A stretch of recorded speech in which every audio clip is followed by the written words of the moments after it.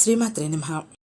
కొత్త విద్యా సంవత్సరం ప్రారంభమవుతున్న వేళ ఒక పటిష్టమైనటువంటి ప్రణాళికను అందరూ సిద్ధం చేసుకోవాలి. ఉపాధ్యాయురాలుగా ఎన్నో సంవత్సరాలుగా ఈ ఉపాధ్యాయ వృత్తిలో ఉంటున్నటువంటి నేను 2 మాటల్ని మీతో పంచుకోవాలనుకుంటున్నాను. నేటి విద్యా విధానంలో మితిమీరినటువంటి స్వేచ్ఛ పతనం వైపు అడుగులు వేస్తోందా అంటే అవుననే సమాధానం చెప్తాను.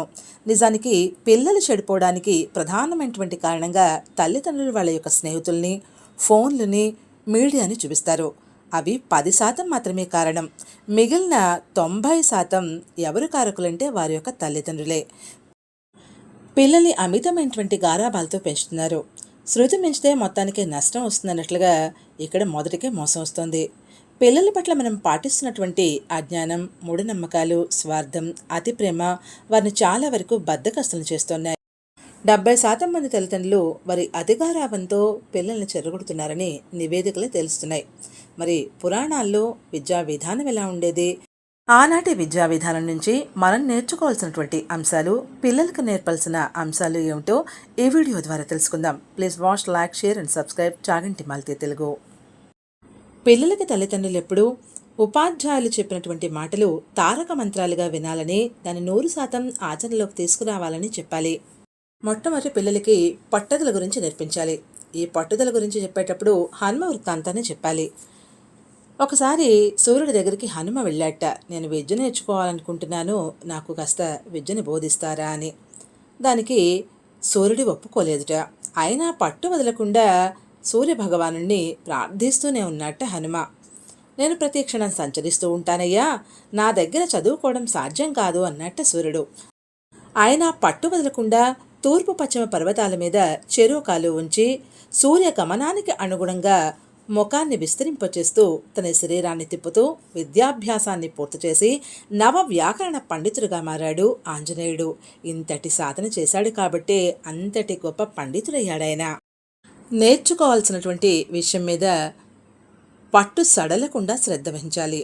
ఎన్నో ఆకర్షణలు వస్తూ ఉంటాయి, వాటికి దేనికి కూడా బందీ కాకూడదు. అప్పుడే విద్యాభ్యాసం అన్నటువంటిది పరిపూర్ణంగా సాగుతుంది. ఇప్పుడు ఇంకో కథ పురాణాల నుంచి విద్య గురించి తెలుసుకుందాం. అదే నచికేత వృత్తాంతం. నచికేతని తండ్రి పేరు వ్రాజశ్రవుడు. అతడు ఒకసారి కోపంలో నిన్ను యముడికి దానం చేస్తాను అన్నట్ట. అతని మాట నిలబెట్టడం కోసం నచికేతుడు నేరుగా యమలోకానికి వెళ్ళిపోయాడు. యమదర్శనం కోసం ద్వారం వద్ద 3 రోజులు నిరీక్షించాల్సి వచ్చింది. ఈ దివ్య తేజస్తున్నటువంటి బాలుడిని చూసినటువంటి యమధర్మరాజు దర్శనమిచ్చి 3 వరాలు కోరుకోమన్నాడు. అప్పుడు నచికేతుడు 3 వరాలు అడిగట. అందులో మొదటిది మరణం తర్వాత మనిషి ఏమవుతాడు, రెండోది జన్మమరణ చక్రాల సంచారం ఏమిటి.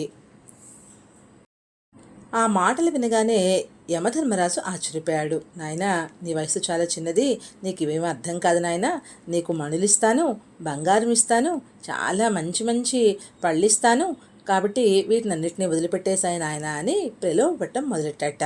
దానికి ఈ నచికేతుడు నాకు ఇవేమీ వద్దు, ఆత్మజ్ఞానమే కావాలి అని పట్టుబట్టాట. ఆ బాలుడి యొక్క శ్రద్ధకు అబ్బురపడినటువంటి యముడు అతడికి ఆత్మజ్ఞానాన్ని బోధిస్తాడు. నచికేత వృత్తాంతం ఏదైతే ఉందో ప్రలోభాలకు లొంగకూడదు అనేటువంటి అంశం వివరిస్తోంది. అంత చిన్న బాలుడైనా కూడా తను ఏదైతే అంశాన్ని యమధర్మరాజు దగ్గర నుంచి తెలుసుకోవాలనుకున్నాడో ఆ విషయాల్ని మాత్రమే తెలుసుకోవాలని పట్టుదల పెట్టాడు. కాబట్టి ప్రలోభాలకు గురి కాకుండా విషయం మీద కేంద్రీకరించాలి దృష్టిని. అదే విషయాన్ని ఈ పురాణం చెబుతూ ఉన్నది మనకి.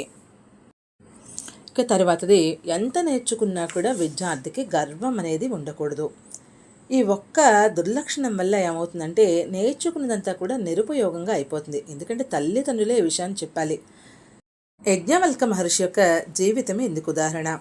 ఆయన విద్యార్థిగా ఉన్నప్పుడు భాస్కల మహర్షి దగ్గర ఋగ్వేదం, జమిని వద్ద సామవేదం, అరుణి మహర్షి వద్ద అధరుణ వేదం అన్నీ అధ్యయనం చేశారు. దాంతో ఆయనకి గర్వం తలెత్తిందిట. ఇది విద్యార్థుల్లో గమనిస్తూ ఉంటాం. ఏదో కాస్త 4 మార్కులు రాగానే నా అంతటి వాడు లేడనుకుంటూ ఉంటారు. గురువుల్ని వెక్కిరించి మాట్లాడుతూ ఉంటారు. ఈ మధ్యకాలంలో ఇది ఎక్కువగా చూస్తూ ఉంటాం. యజ్ఞవల్కుడు అహంకారంతో గురువుని తోలనాడినటువంటి సమయంలో గురువు శపించడం జరుగుతుంది. నీవు నేర్చుకున్నటువంటి విద్య అంతా కూడా ముద్దల రూపంలో కక్కేసి అక్కడి నుంచి వెళ్ళిపో అని చెప్పి గురువు శపిస్తాడు. కాబట్టి తల్లిదండ్రులు విద్యార్థులకు ఎన్ని మార్కులు వచ్చినా కూడా నాయన ఎప్పుడు కూడా గురుభక్తి విడవకు, వినయంతో మెలుగు అనేటువంటి విషయాల్ని పదే పదే పదే చెప్తూ ఉండాలి. దాంతోపాటు నీతి నియమాలతో జీవితాన్ని జీవించడం ఎలాగో కూడా తల్లిదండ్రులు ఉదాహరణలుగా వారు జీవిస్తూ పిల్లలకి నేర్పించాలి. ఇది తప్పకుండా చేయాల్సినటువంటి అంశం.